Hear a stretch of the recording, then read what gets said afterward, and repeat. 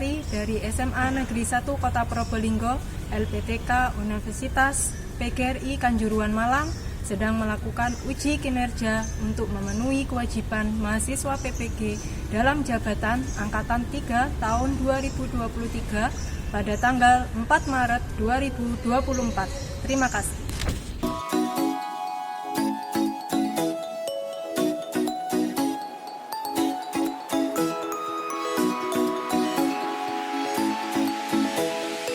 Assalamualaikum warahmatullahi wabarakatuh. Waalaikumsalam warahmatullahi wabarakatuh. Kelihatannya wajahnya senang sekali ya.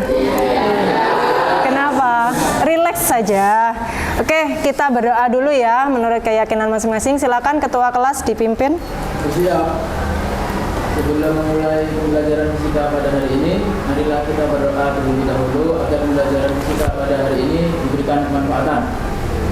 Berdoa dimulai.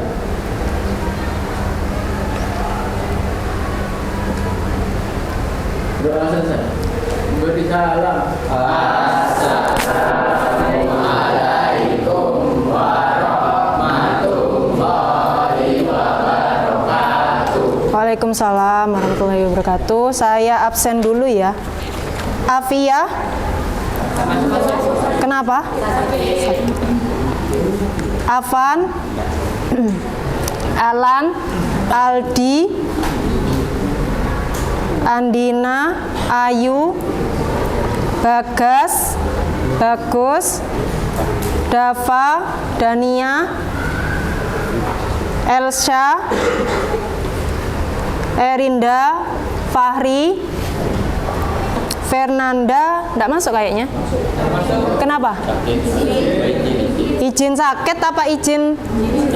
Izin. Fredo, Halwa, Jasmine,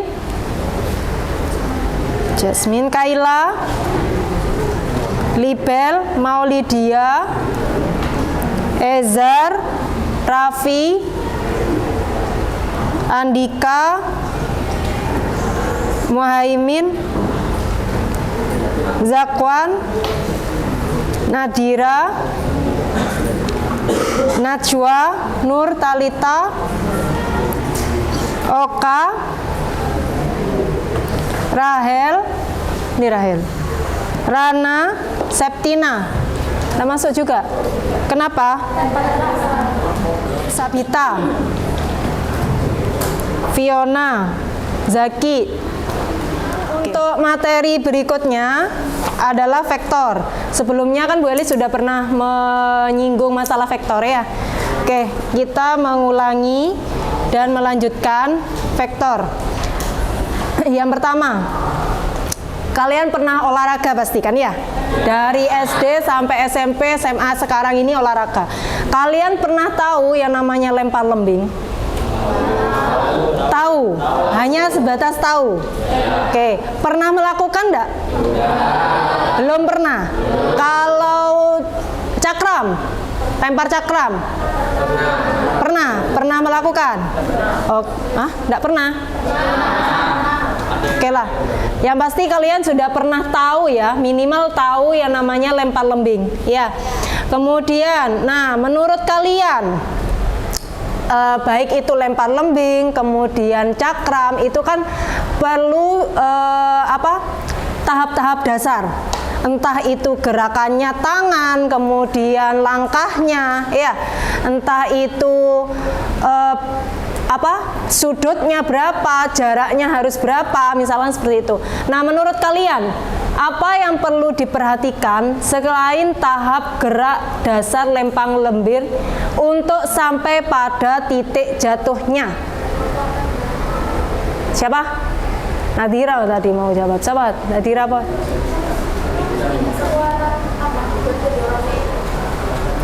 Dorongnya, gaya. Terus apa lagi? Gaya dorongnya. Kecepatannya, apa lagi? Apa? Keseimbangannya boleh. Kalau misalkan kamu cuma satu kaki kan enggak bisa, ya. Apa lagi? Hah? Apa? Fredo?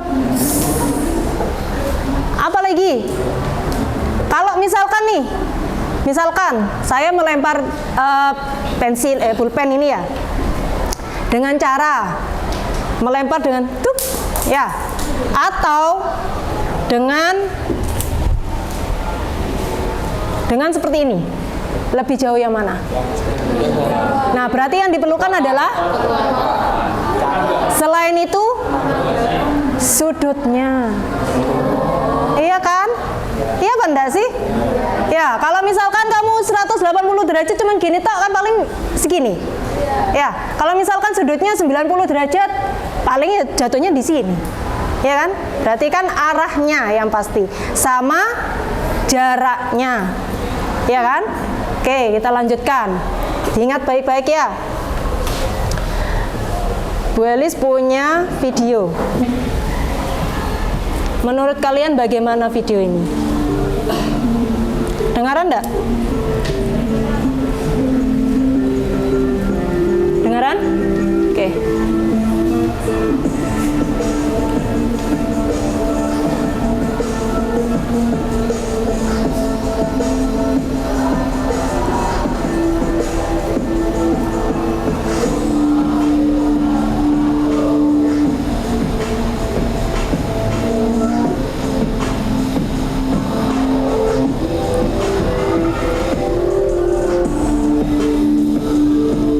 Sudah lihat ya. Menurut kalian bagaimana tentang video tersebut? Keseimbangan. Videonya tentang apa sih? Bus apa ABC? Hah? Lah ya, bosnya kenapa? Pindah lewat perahu. Pindah, berpindah atau menyeberang ya menggunakan perahu. Kemudian di sini ada kecepatan yang terjadi tuh. Iya. Di sini. Menurut kalian percepatan apa saja? Arus air, betul. Apa lagi? Buatan perahu. Kecepatan arus air sama kecepatan perahunya. Betul sekali. Sudah paham berarti ya? Bisa mencermati isi video ya. Nah, tujuan pembelajaran kali ini ada 5 tujuan yang harus kalian capai. Yang pertama adalah menganalisis konsep besaran vektor. Ya, kemudian yang kedua adalah menafsirkan resultan vektor. Kemudian yang ketiga adalah mengemukakan hasil resultan vektor yang artinya nanti ada presentasi. Ya. Kemudian yang keempat adalah mengorganisasikan hasil dan makna dari resultan vektor. Yang terakhir adalah menggambarkan hasil. Artinya nanti kalian mengerjakan sesuai yang dari LKPD yang saya berikan. LKPD itu apa? Lembar kerja peserta didik yang saya berikan tadi warna pink tadi. Itu ya. Kemudian untuk dimensi P5-nya ada atau profil pelajar Pancasila ada beriman. Kalian sudah berdoa tadi ya. Kemudian kebinekaan global, mandiri, gotong royong, bernalar kritis dan kreatif. Nah, ini kegiatan untuk hari ini. Nanti mau ngapain saja, yang pasti nanti saya beri permasalahan. Permasalahannya berkaitan dengan LKPD yang ada di situ. Kemudian yang kedua, kalian identifikasi video nanti yang saya berikan. Kemudian kalian mengumpulkan data dan berdiskusi ya untuk menjawab apa yang ada di situ. Kemudian mengkaji ulang, maksudnya kalian mencari informasi. Kemudian yang terakhir adalah mempresentasikan hasilnya. Sebelum itu kalian mengerjakan ada beberapa penilaian. Penilaiannya seperti sebelum-sebelumnya. Beliau sudah mengatakan kalau ada 3 ranah. Yang pertama ada kognitif, yang artinya ada ulangan harian, kemudian post-test, pre-test, tugas, dan lain sebagainya ya. Kemudian afektif itu berkaitan dengan sikap dan keaktifan kalian. Nah, ini nanti dinilai semua. Psikomotor ini berkaitan dengan prosesnya. Nah, kalian kan berkelompok ini. Nah, itu termasuk penilaian dalam proses. Nanti akan dinilai semua. Nah, ada pretest. Pretestnya sudah saya berikan di grup WA. Silakan dibuka grup WA-nya. Dikerjakan selama 10 menit, 10 soal.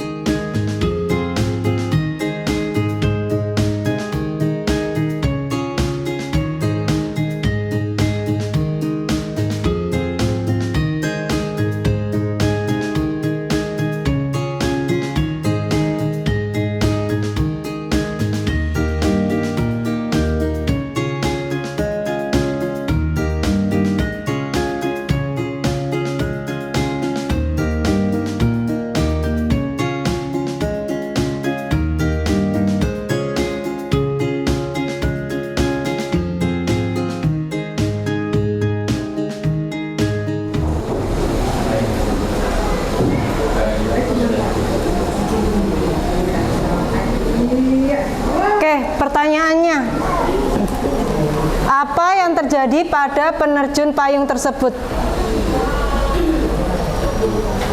Apa? Jatuh tidak tepat pada kapal. Kenapa? Jatuhnya tidak tepat.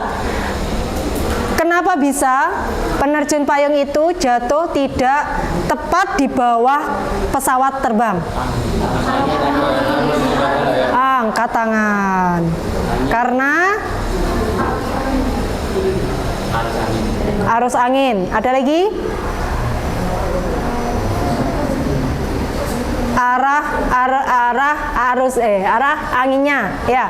Karena ada arah anginnya. Kemudian ada lagi kecepatan dari penerjunnya. Betul, ada dua ya. Ada dari arahnya, kemudian dari arah anginnya, kemudian sama kecepatan penerjunnya. Bisa menjawab nomor. Hai guys, zaman sekarang orang-orang sudah banyak memanfaatkan fasilitas GPS yang terpasang di smartphone mereka. Dan aplikasi yang paling sering digunakan adalah Google Maps. Dengan Google Maps, kalian bisa bepergian ke lokasi yang belum pernah kalian kunjungi atau mencari jalan pintas tanpa harus repot-repot berhenti untuk bertanya kepada warga sekitar. Tapi faktanya guys, tak jarang aplikasi tersebut justru memberikan jalan yang tidak sesuai bagi pengguna jalan, bahkan sampai membuatnya tersesat. Nah, kali ini kita bakalan bahas kejadian-kejadian tersesat gara-gara Google Maps. Tapi sebelum lanjut nih guys, kita ingat lagi nih, buat yang belum jangan lupa subscribe channel kita.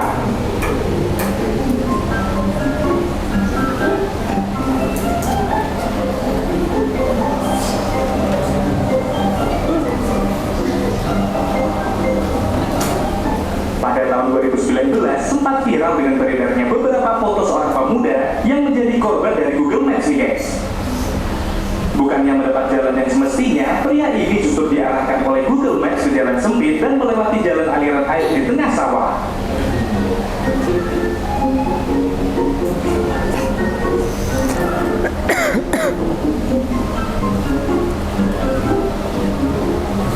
Di Thailand juga pernah terjadi kejadian di mana sebuah mobil tersesat gara-gara aplikasi GPS nih guys. Mobil tersebut terlihat tersesat di jalan yang sangat sempit di atas sebuah sungai. Dan usut punya usut nih guys, pengendara mobil itu sedang mencari sebuah alamat pada malam hari dengan bantuan GPS. Tapi sialnya, mobil tersebut malah tersesat ke jalan yang tidak seharusnya dilewati. Bahkan untuk evakuasi mobil ini membutuhkan alat berat nih guys. Pada bulan Januari 2020, kejadian serupa juga dialami oleh mobil berwarna putih ini nih guys. Terlihat dalam sebuah foto mobil tersebut tersesat ke jalan sempit di pinggir sawah dengan kondisi salah satu ban terperosok. Dan menurut kabar yang beredar, mobil ini dikendarai oleh turis asing yang sedang mengikuti jalan pintas arahan Google Maps. Dan kejadian ini terjadi di daerah Bali nih guys.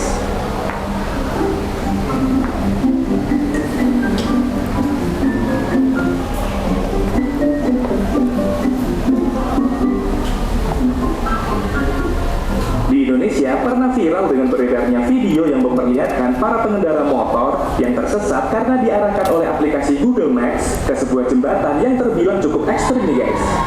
Motor tersebut harus melewati jalan sempit yang ada di bagian samping jembatan, dan di sampingnya lagi ada sebuah pipa besar nih guys.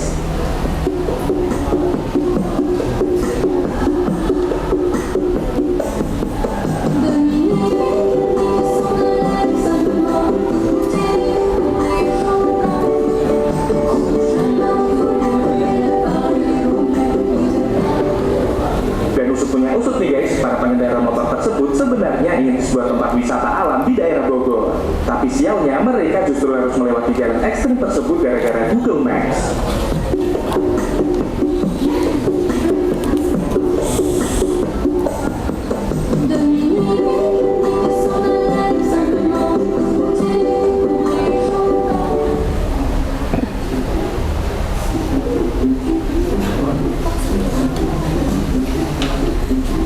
Pengendara motor ini mungkin lagi kena prank oleh Google Maps ya guys. Terlihat pengendara motor ini diarahkan ke sebuah jalan yang melewati komplek pemakaman.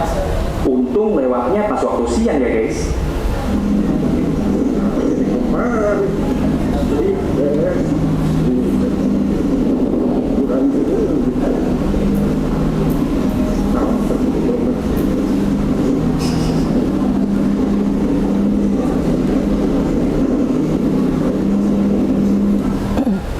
serupa juga dialami oleh pengendara mobil yang satu ini nih guys. Terlihat mobil tersebut melewati komplek pemakaman pada malam hari.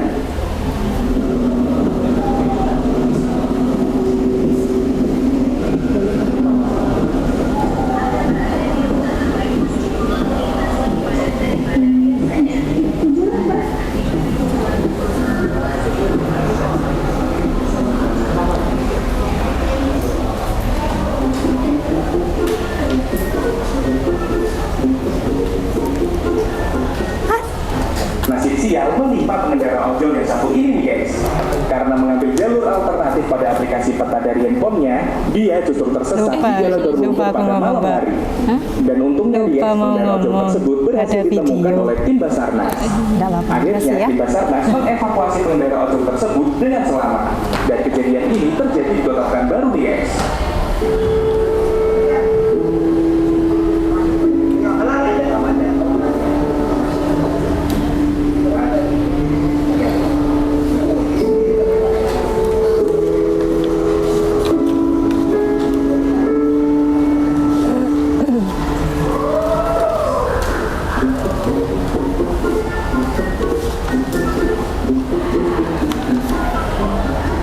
Dalam video ini memperlihatkan sebuah proses evakuasi sebuah truk yang terjebak di jalan sempit di sebuah perkampungan nih guys.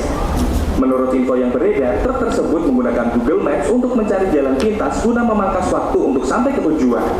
Tapi sialnya, truk itu justru diarahkan ke jalan perkampungan yang sempit yang seharusnya tidak memungkinkan untuk dilewati sebuah truk.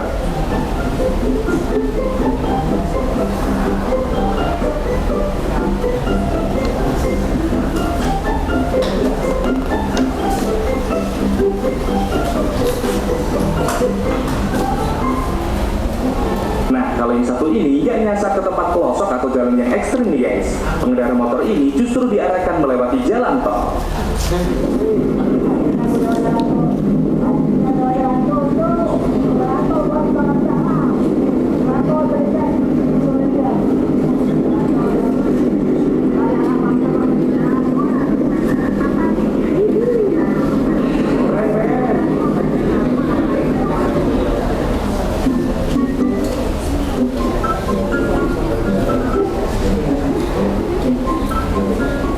Nasib sial dialami pengendara mobil yang satu ini nih guys. Karena mengikuti jalan yang diarahkan oleh Google Maps, mobil tersebut harus melewati sebuah jembatan sempit yang seharusnya tidak untuk dilewati oleh mobil.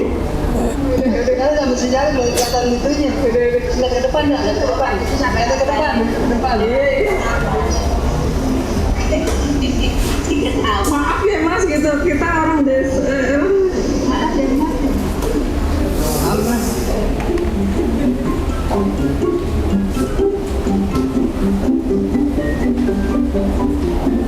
Niat hati ingin cari jalan pintas, pengendara motor yang satu ini justru diarahkan oleh Google Maps ke jalan hutan pisang nih guys.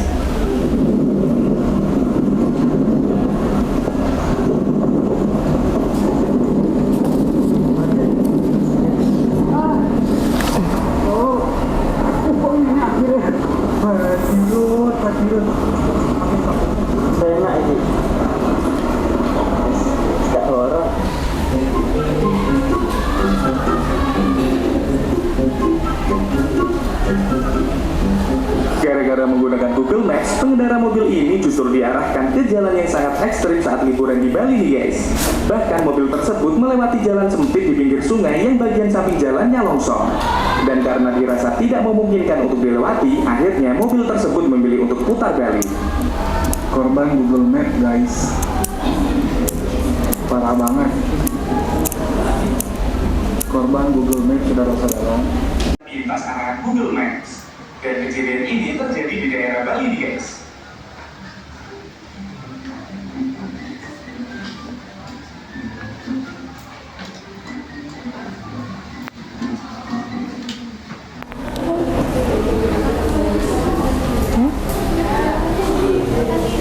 Ya, kerjakan di situ. Kerjakan di sini untuk penggambarannya baru di kertas milimeter blok. Nanti dikumpulkan kalian jepret ya atau ditempel di sini. Ya.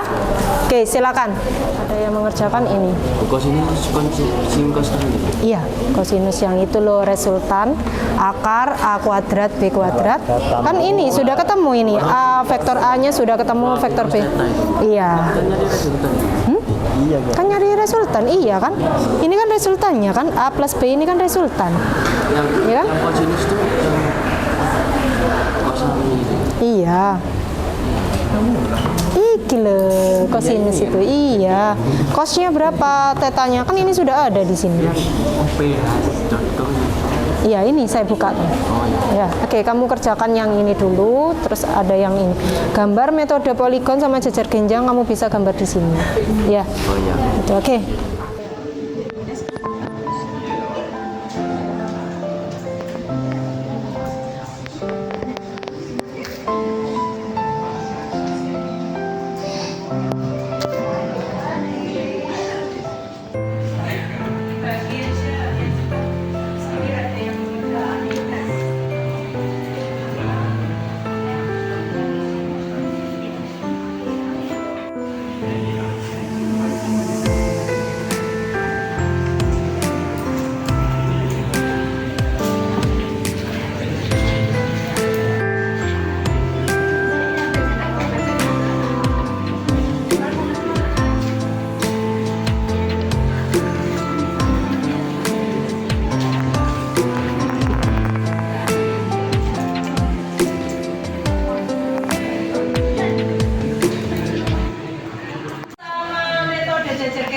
Itu digambar. Gambarnya baru di milimeter blok. Ya, kemudian untuk mencari websitenya itu sudah ada. Kalau untuk aturan kosinus yang resultan kemarin itu loh, akar persamaan umumnya apa? Resultannya akar A kuadrat plus B kuadrat. Oke, sudah kuadrat tetanya kan sudah ketemu di sini. Sudah tinggal masukkan, ayo. Yang ini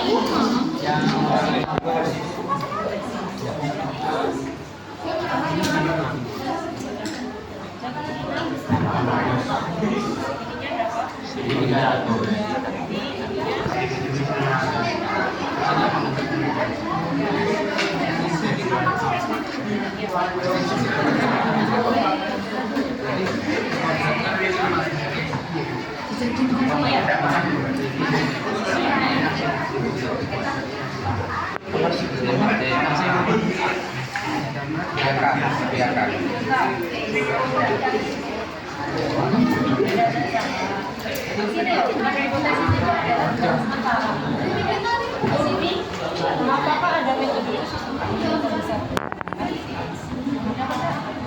Metode yang paling tepat untuk mencari metode kalau pada vektor. Kalau yang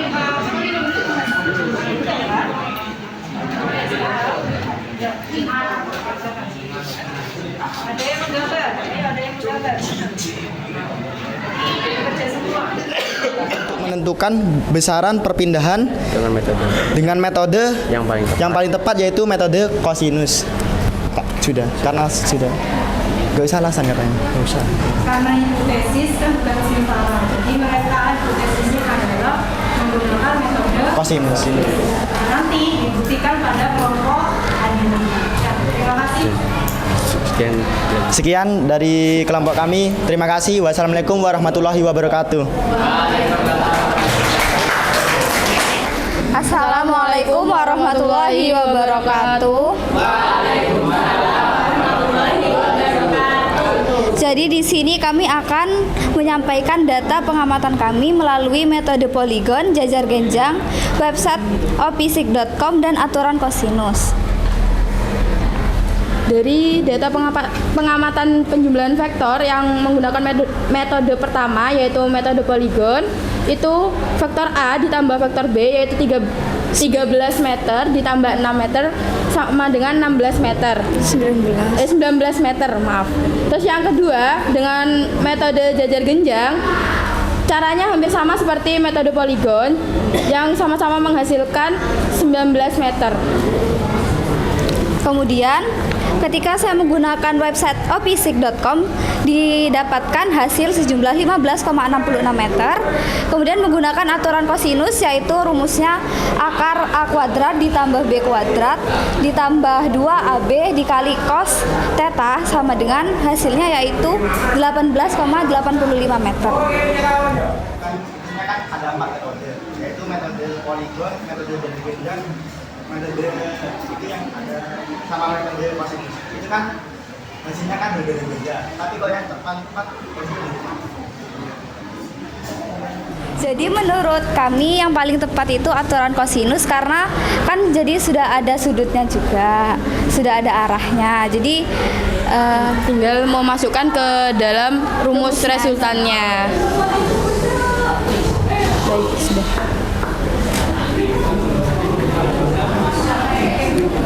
Sekian dari kelompok kami. Wassalamualaikum warahmatullahi wabarakatuh. Silakan kerjakan post test yang ada di situ, dibuka.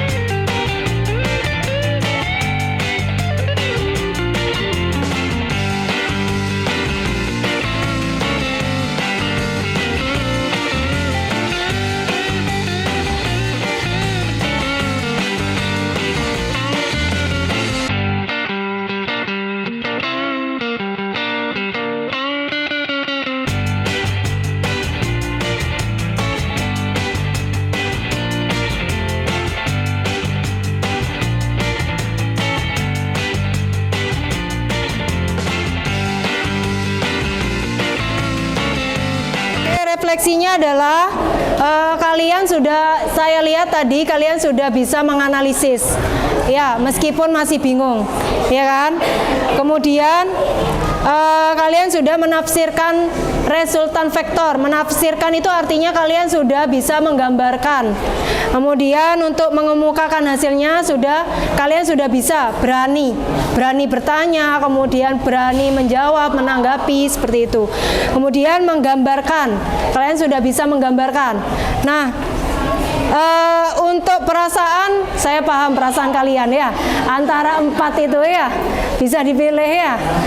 Oke. Kenapa? Senang sekali. Oke, lanjut. Kesimpulan.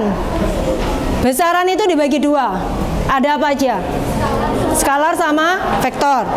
Besaran vektor itu apa?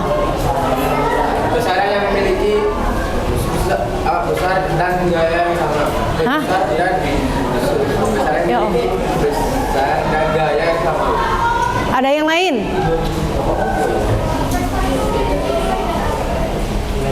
Oke, betul. Kemudian, contoh besaran vektor apa aja? Ada banyak. Dina. Apa lagi? Kecepatan boleh. Kemudian metodenya untuk menentukan jumlah dan selisih vektor itu kosinus. Metode tadi ada 4 ya? Ada apa aja? Kosinus. Website. Oke, terima kasih ya. Terima kasih, matur nuwun, arigato gozaimasu. Sampai sini.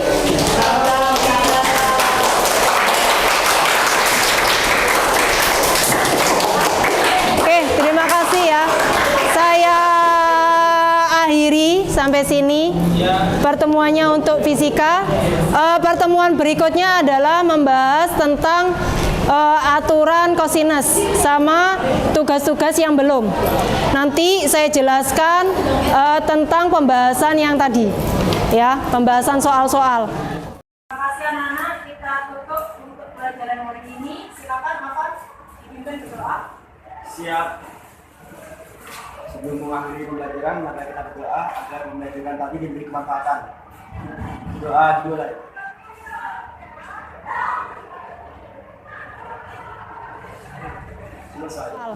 Oke, saya akhiri. Wassalamualaikum warahmatullahi wabarakatuh.